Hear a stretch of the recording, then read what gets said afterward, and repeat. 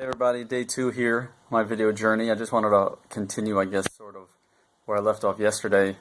I was talking about how I had a couple of relatively negative experiences with professional investors or money managers. And as I learned more about real estate, as I got older and wiser, I invested in a few deals myself. There were a couple things that bothered me that I thought could potentially be changed and made better. And I want to take some time to discuss what I didn't like and then what I'm trying to do differently for myself and for my investors. Not all at once. It's not going to be as long a video as yesterday. I'm going to try to keep it much shorter.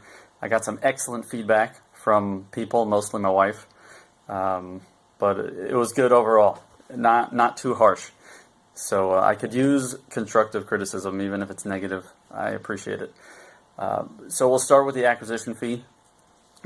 Most sponsors charge some sort of acquisition fee. It's usually 1 to 3% of the total purchase price. Let's say they're buying this property for $5 million and they're taking out a loan for 80%, they're raising 20%. So the loan would be $4 million, and then they raise $1 million from passive investors plus some other closing costs and potential capital for renovations like capital expenditures, and then they'd raise another $100,000 just to pay themselves the acquisition fee. So they'd raise essentially the whole deal, not including all those other things I just mentioned. It would be $5.1 million. $4 million loan, $1 million of equity to buy the property, and then another $100,000 to pay themselves. So $1.1 million of passive investor equity.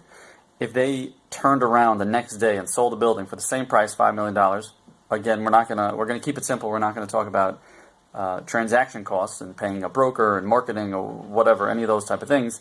They sold the property for $5 million. They paid the loan first, $4 million, and then they have $1 million left to give back to the investors. The investors would suffer a loss of approximately 9%. They had $1.1 million, and now they only have $1 million left to get back. So the whole acquisition fee up front, it doesn't sit entirely well. I understand why they do it, but I think there's a better way to protect your passive investor's interest, that really align the interest between the sponsor and the investor so that everybody knows that the investors are number one and then the sponsor is number two, really. I look forward to tomorrow when we go a little bit further in things that I think could be changed for the better. Have a great day.